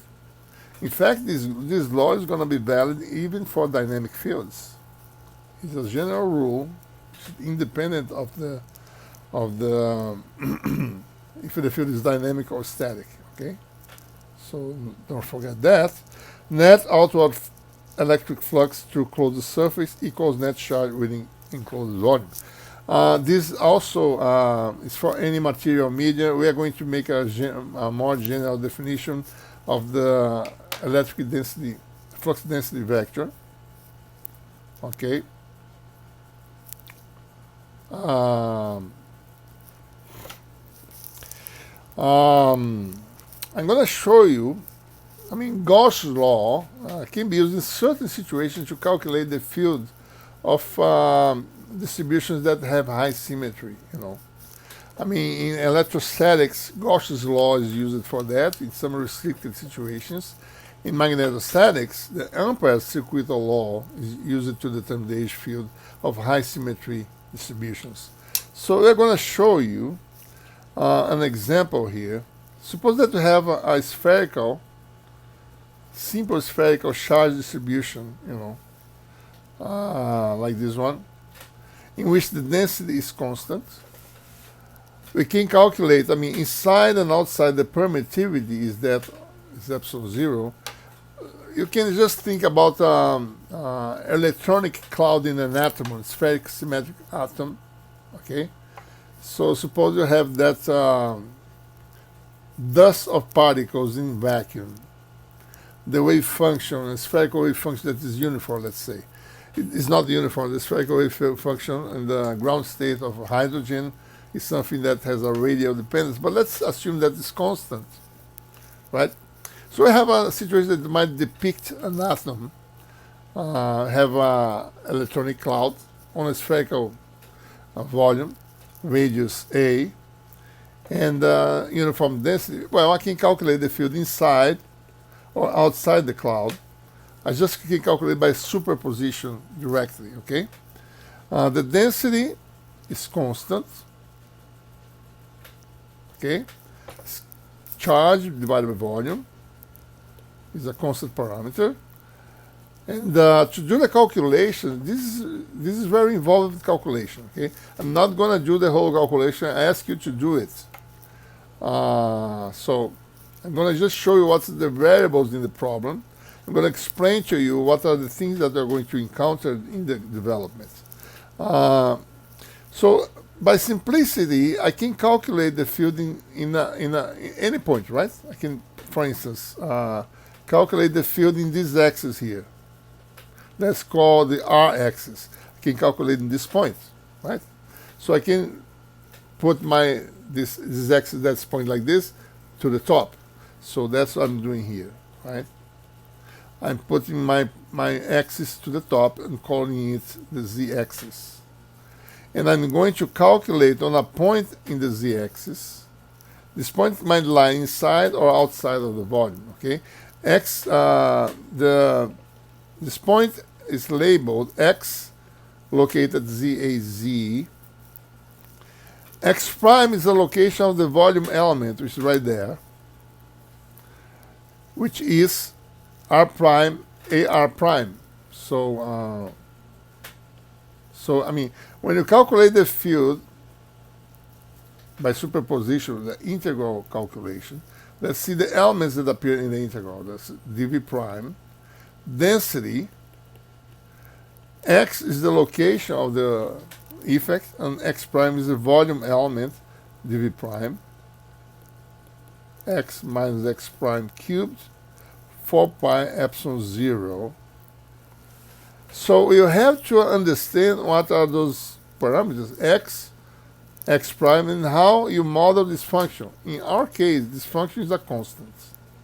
So in fact, what you have to calculate is rho 0 over 4 pi epsilon 0, volume, a triple integral, right?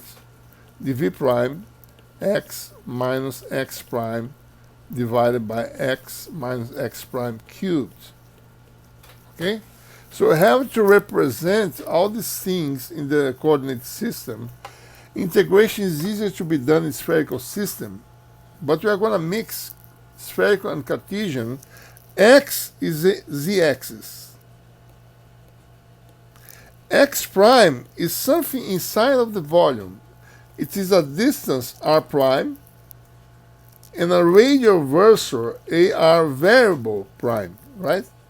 This is just to remind you that prime means that things change it. So AR prime is a function of the polar angle and azimuthal angle, as shown here, right?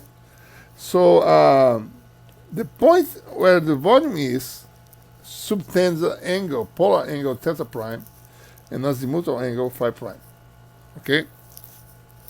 So I have to remember that, because we're going to make a vector integral that has r prime changing from 0 to a, theta prime changing from 0 to pi, phi prime changing from 0 to 2 pi. Let's do some algebra outside here again. So when you do that, x minus x prime square, the magnitude is dot product of the difference vector with itself, which is ZAZ minus r prime AR prime dot product with itself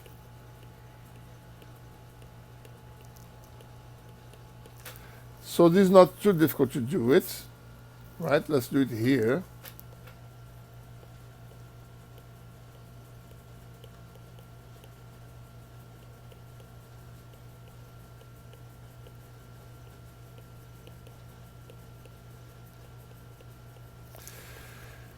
Okay, just spend that. Z square plus r prime square minus 2z r prime dot product between az and ar prime. And we can see that from the figure. Az is here, ar prime is here. These are unit vectors versus, right? So the dot product is just the cosine, right, of the angle.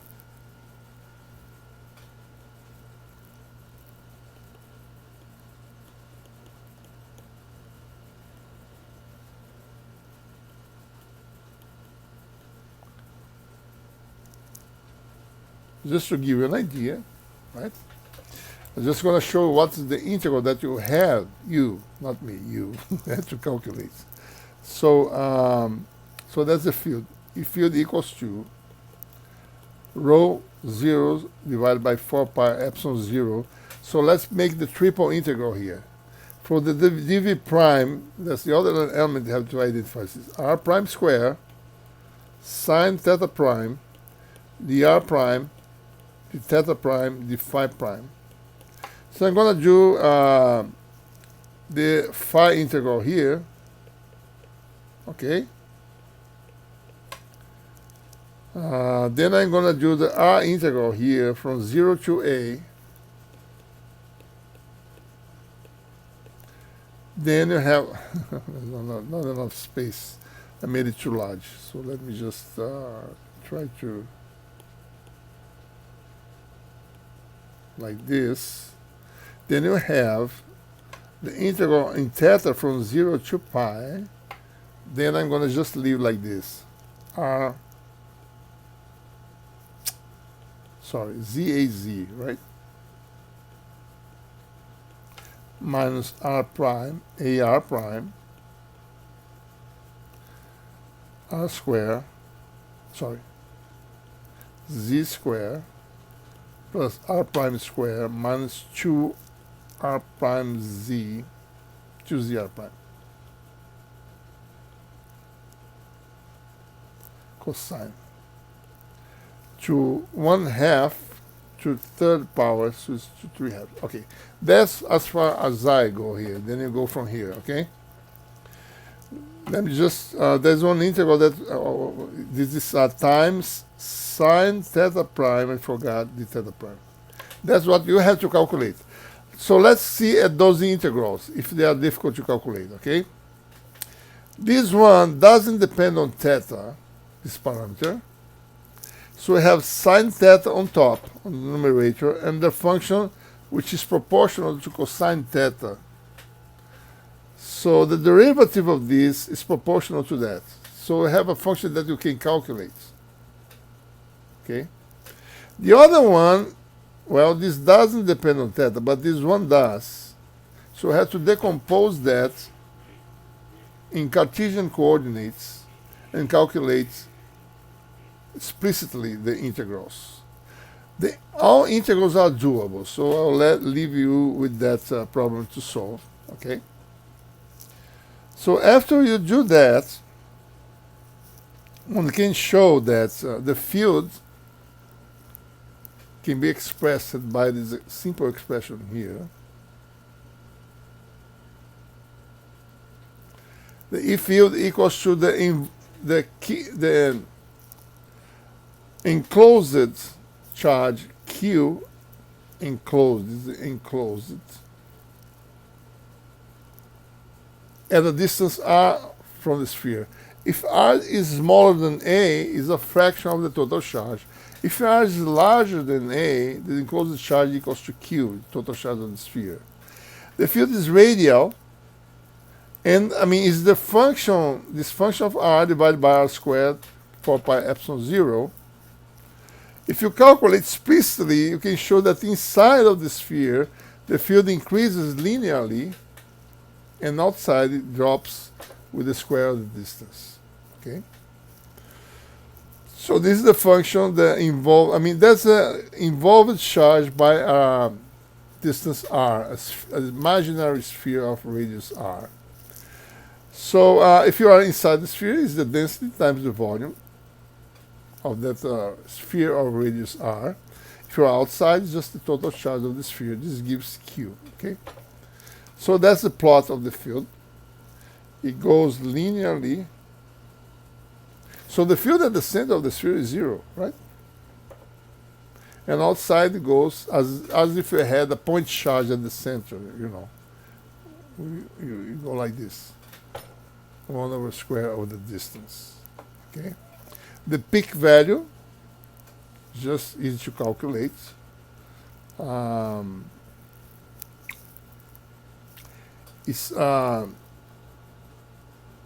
Is q divided by 4 pi epsilon 0 a2, and the peak value is q 4 pi epsilon 0 a2, but this is rho 0 4/3 of pi a cubed.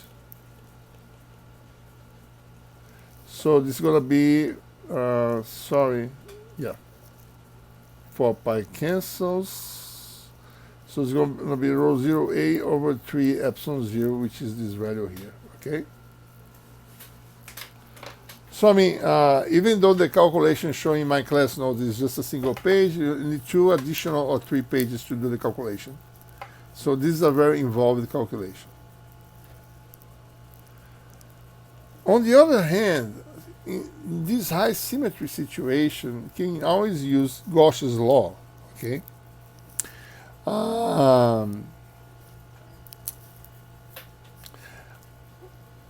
When you use Gauss's law, you want to use this type of relationship. The flux outwards of a volume limited by sigma equals to the enclosed charge. Right? So if you want to use Gauss's law to determine this unknown value given the charge density, which is in this case is uniform, you have to be able, because this is unknown, right? You have to be able to remove this from the integral. It's not easy to do that, unless if you have a very high symmetry situation in which you can find a Gaussian surface over which D has a constant projection along the surface. If D has a constant projection along the surface, you can remove D from the integral and calculate the integral, right?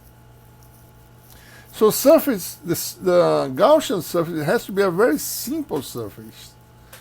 In a UVW system, it has to be one of the coordinate surfaces, like U equals KU, right?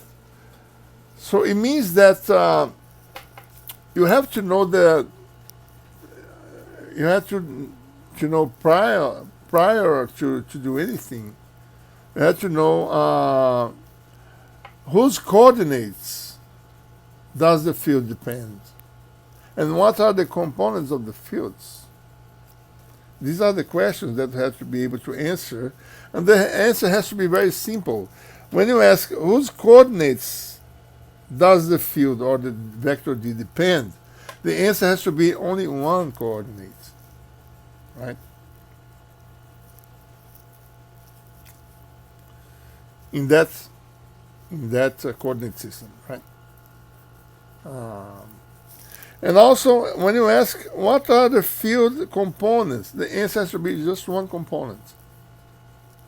So Gauss's law to determining fields is useful if the coordinate dependence is just a single dependence and a single component. To do this one, coordinates on which the field depends, you have to make symmetry operations. Means translation, rotation, right? You rotate the distribution, see if the distribution is unchanged. If that happens, means that relative to that coordinate, there's no modification in the field. So the field doesn't depend on that coordinate.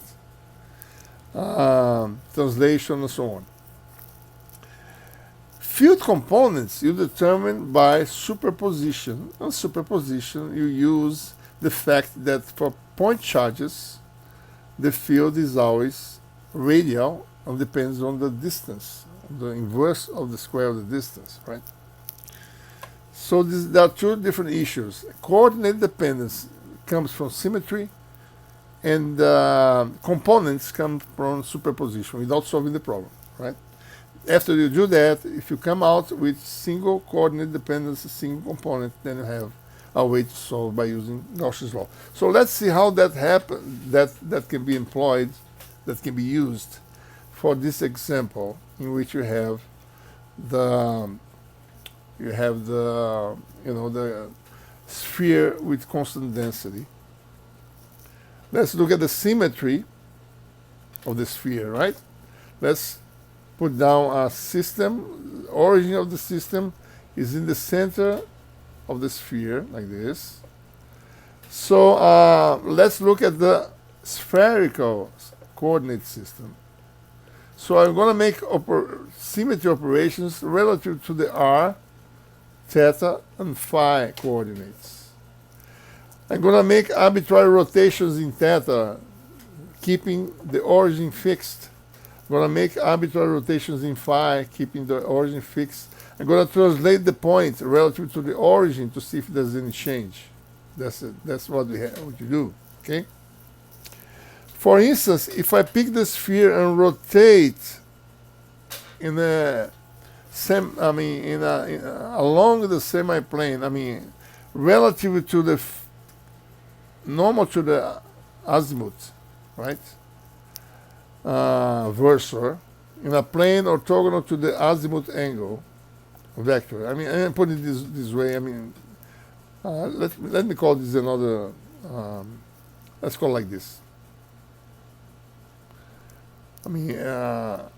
Looking at this, the azimuth is like that, right? So I'm making rotation in theta, maintaining phi constant, and maintaining a distance constant, picking the sphere rotating like this.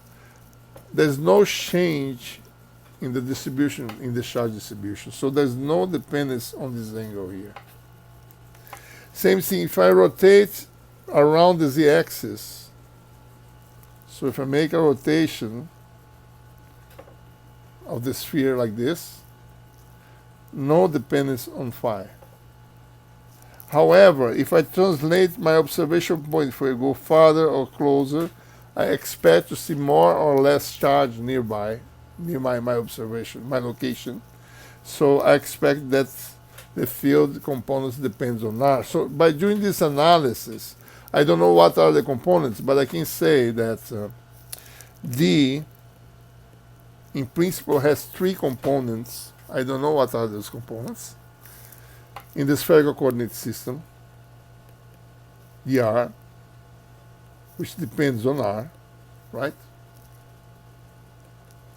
Doesn't depend on theta and phi. Second component, the theta, which only depends on R also. And the third component, which depends on phi.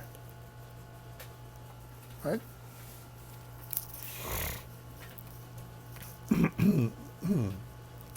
So what are the remaining components for this problem?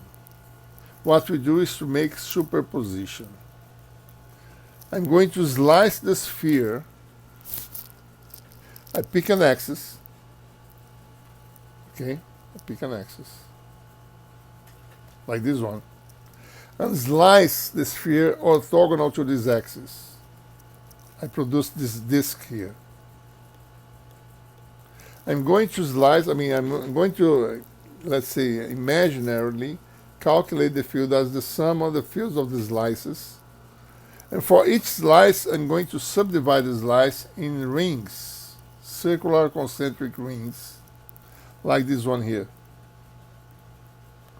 So the field of the slice is the sum of the field of the rings of charges. And each ring, I can pick symmetrically located charges and sum the fields of those symmetrically located charges. So charges, I can calculate the fields of single point charges, then compose all the fields to form the charge of the entire ring. Then I pick several rings from the field of a slice. Then I sum the fields of the slice and have the field of the sphere. That's the way I break down the distribution. So it comes down to the calculation of the field of a pair of symmetrically located charges, like those two here, right? If you do a simple, geometrical analysis of the resulting vector, and given the fact that point charges produce fields that vary with 1 over square of the distance and are radial like this, I conclude that for each pair, I produce a field that is orthogonal to the ring, which is orthogonal to the slice. All the slices produce fields which are radial like this. So the conclusion with this superposition procedure is that there is only one field component, which is dr. Okay. So I don't have this, I don't have that.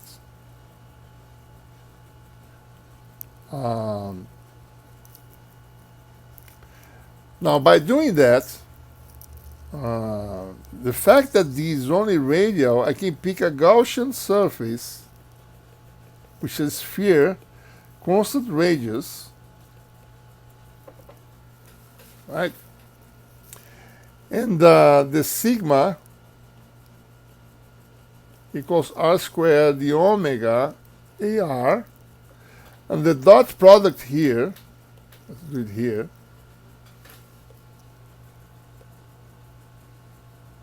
over the sphere,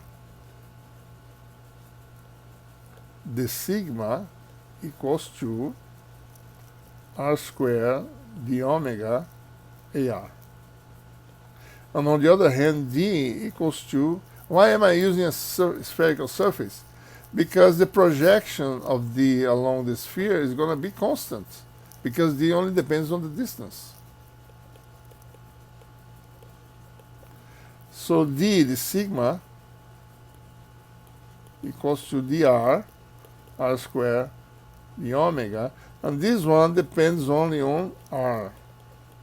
So the flux on a sphere, the r of r times r squared times the omega, this thing doesn't depend on the integration.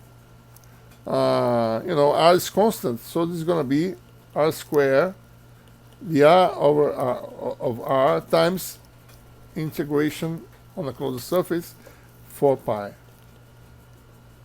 So we have that r squared, the r times 4 pi, equals to involved charge, right?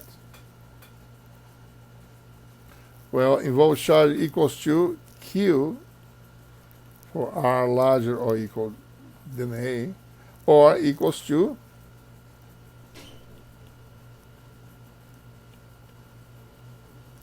this ratio here, right?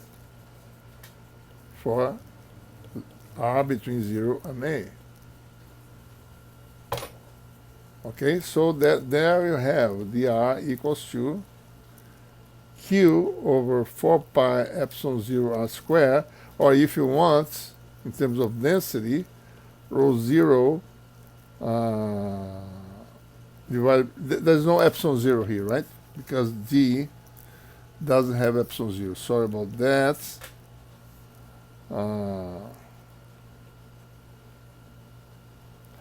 For R larger than A, or equals, and linear for R smaller than A, from between 0 and A, right? So you see that we did explicitly the calculation using Gauss's law. And the superposition, the calculation by superposition is very involved, as I mentioned to you. Okay? Now let's conclude this class by developing a second property of the electrostatic field. The first property is the conservation of flux, which involves the defined vector flux density, electric flux density, which is a copy of E, right, in vacuum. So, second property that we have is that E can be derived from a scalar potential function.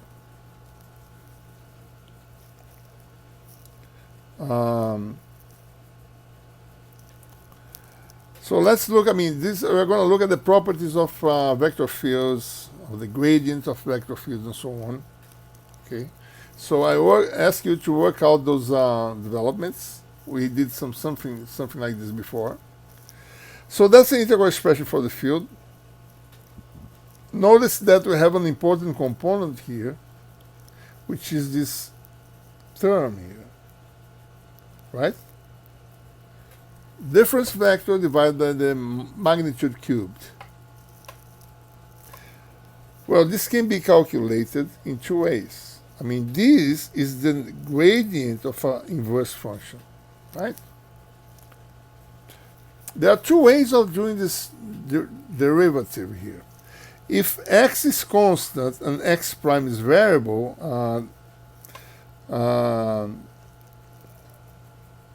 I'm sorry.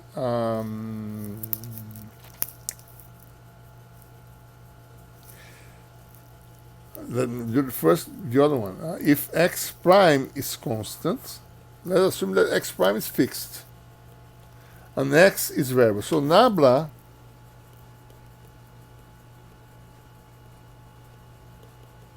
is given by ax ddx plus ay plus az ddz, right?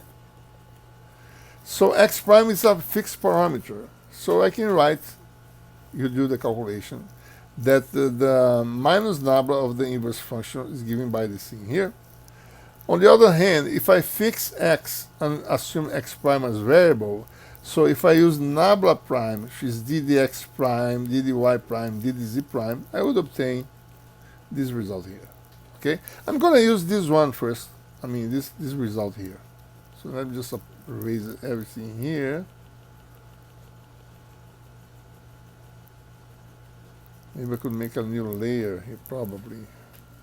So I'm going to use this form. This thing here equals minus nabla of the inverse function. And also notice that x prime is the integration variable, and x is a point that is observation point is fixed. But now I'm using the derivative relative to x, okay? So if I plug, I replace this by minus nabla of the inverse function, because nabla only acts on x and doesn't act on x prime, nabla can come out of the integral. That's the key point here, okay? So I can show that E is minus nabla of this thing here, this scalar integral, okay? So, in summary, let me just do it here, okay? So I can write E equals to E of x equals to integral of, let's put it like this, 4 pi epsilon 0, then it's going to be here rho of x prime. Then you have nabla minus nabla of the inverse function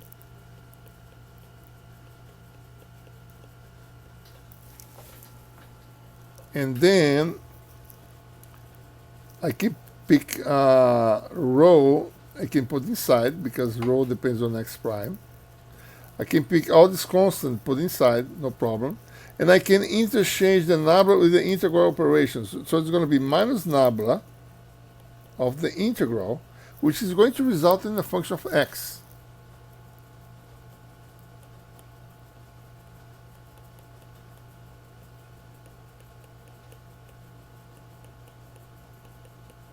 That's the result, right? This is a scalar function of x because I'm going to integrate in x prime, so the result is a function of x. So what we show here is that E can be obtained from the gradient, unless of the sign, right, of a function, right? This is called the potential function.